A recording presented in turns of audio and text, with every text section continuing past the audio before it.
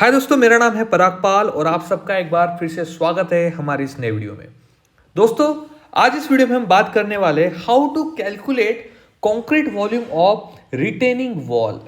ठीक है, जो रिटेनिंग वॉल आप यहाँ पे देख रहे हो, इस रिटेनिंग वॉल का अगर आपको वॉल्यूम निकालना है, कंक्रीट वॉल्यूम निकालना है, तो उसकी क्या प्रोसेस होगी, ये इस वीडियो में मैं आप सब लोगों के साथ आज डिस्कस करने वाला हूँ।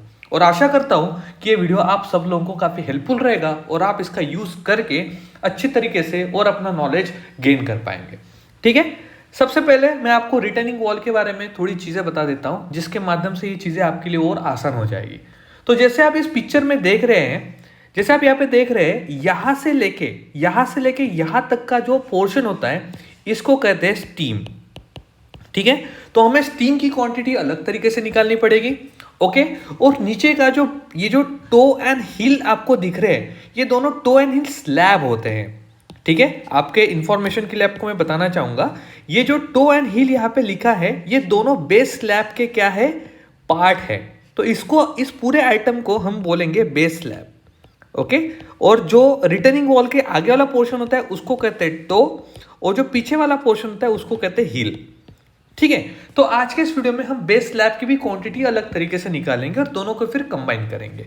तो इस तरीके से आप रिटर्निंग वॉल की जो क्वांटिटी है, काफी आसानी से विद इन अ मिनट भी निकाल सकते हैं। इसका ज्यादा आपको टाइम नहीं लगेगा।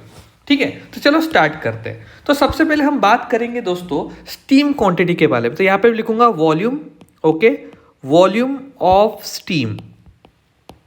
ठीक है, तो मुझे वॉल्यूम ऑफ स्टीम निकालना है, तो सबसे पहले मुझे ये कंसीडर करना है, इसमें दो हाइट, इसमें हाइट और विड्थ अलग अलग तरीके से आपको कंसीडर करनी पड़ेगी। तो यहाँ पे देखो, जो हाइट है वो कितनी है, यहाँ पे आपको दिख रही है 5 मीटर की हाइट है। मतलब यहाँ से लेके यहाँ तक की हाइट की मैं बात कर रहा हूँ, जो कि स्टीम है। ओके, तो स्टीम की हाइट दोस्तों यहाँ पे कितनी है, 5 मीटर है, तो मैं यहाँ पे लिखूंगा 5 मीटर।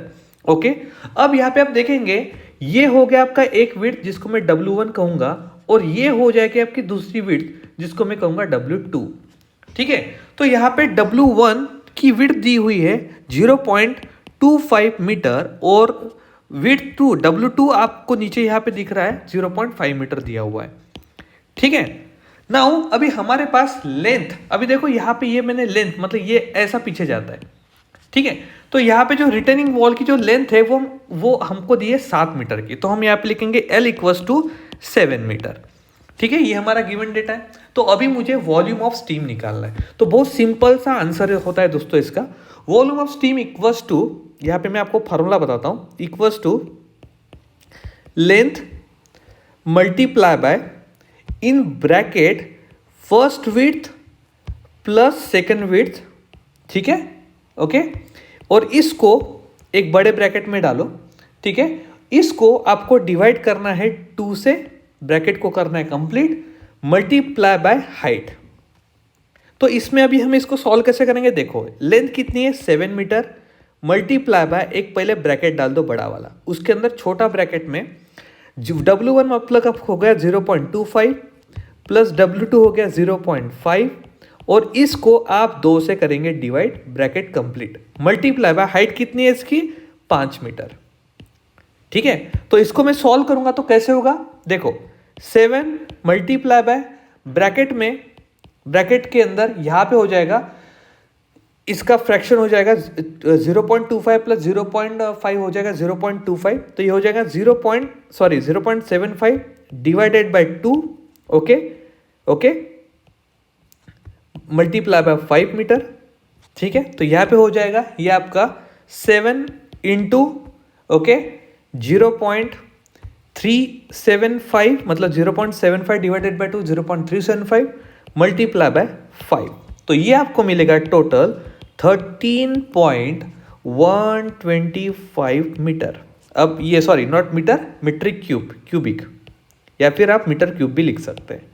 ठीक है, मतलब आपके पास वॉल्यूम ऑफ स्टीम जो आया है, वॉल्यूम ऑफ स्टीम जो आया है, मतलब इस एरिया का जो वॉल्यूम आपके पास आया है, वो कितना आया है दोस्तों, वो आया है आपका 13.125।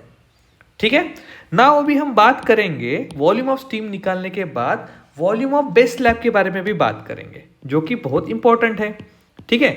तो वॉल्यूम ऑफ बेस स्लैब निकालने के लिए और आसान प्रोसेस है, ठीक है, वो ऐसी है वॉल्यूम, क्योंकि इसमें बहुत आसान प्रोसेस है, वॉल्यूम ऑफ बेस स्लैब, ठीक है। बहुत लोगों को लगता होगा रिटर्निंग वॉल की क्वांटिटी निकालना बहुत डिफिकल्ट है, बट मैं आपके लिए बहुत आसान कर दूंगा ये। देखो यहाँ पे सबसे सिंपल फार्मूला है निकालने के लिए, हमारे पास 4 मीटर मतलब होगी इसकी लेंथ, ठीक है, 0.4 मीटर मतलब होगी इसकी डेप्थ, ओके, और लेंथ हमें पता है कि भाई ये जो 7 मीटर है इसकी लेंथ है, ठीक है। तो यहाँ पे वॉल्यूम ऑफ बेस स्लैब निकालना मतलब क्या, length into width into depth, बहुत आसान फार्मूला, क्योंकि एक नॉर्मल था रेक्टेंगुलर स्लैब ही है ये, ठीक है। तो हमें क्या करना है, लेंथ कितनी है इसकी, यल इक्वल्स टू, सॉरी ये मैंने आपको थोड़ा गड़बड़ बताया, ये इसकी विड्थ हो जाएगी, है ना, ये विड्थ लेंथ और डब्ल्यू, तो लेंथ हो जाएगी 7 मीटर, विड्थ हो जाएगी 4 मीटर और डेप्थ होगी 0.4 मीटर, ठीक है। तो इसका टोटल कैलकुलेशन कितना आएगा, 11.20 मीट्रिक क्यूब, या फिर आप इसको क्यूबिक भी लिख सकते हैं, ठीक है। तो दोस्तों यहाँ पे आपने पहले स्टीम की क्वांटिटी निकाली, फिर बेस स्लैब की निकाली, अब आप क्या करोगे, अब एकदम टोटल सिंपल सी चीज है वो आपको यहाँ पे लिखनी है, वॉल्यूम ऑफ रिटेनिंग वॉल, ठीक है। आपको वॉल्यूम ऑफ रिटेनिंग वॉल मतलब कंक्रीट वॉल्यूम निकालना है, तो क्या होगा, जो आपका स्टीम का वॉल्यूम है और बेस स्लैब का वॉल्यूम है दोनों का एडिशन, मतलब 13.125 प्लस 11.20, तो ये कितना हो रहा है आपका, this is equals to 24.325 metric cube, मतलब इस रिटर्निंग वॉल की total volume, total concrete volume कितना है, 24.325, ठीक है। तो ये है सबसे सिंपल तरीका रिटेनिंग वॉल के कंक्रीट वॉल्यूम को आइडेंटिफाई करने का। आशा करता हूं ये वीडियो आपको समझ में आया होगा, और इस वीडियो के माध्यम से आप आसानी से किसी भी रिटेनिंग वॉल की क्वांटिटी आसानी से निकाल पाएंगे, ठीक है। तो मैं आशा करता हूं कि आप प्लीज वीडियो को लाइक कीजिए, शेयर कीजिए और अपने दोस्तों के साथ शेयर करना मत भूलिएगा। Have a nice day guys, bye bye.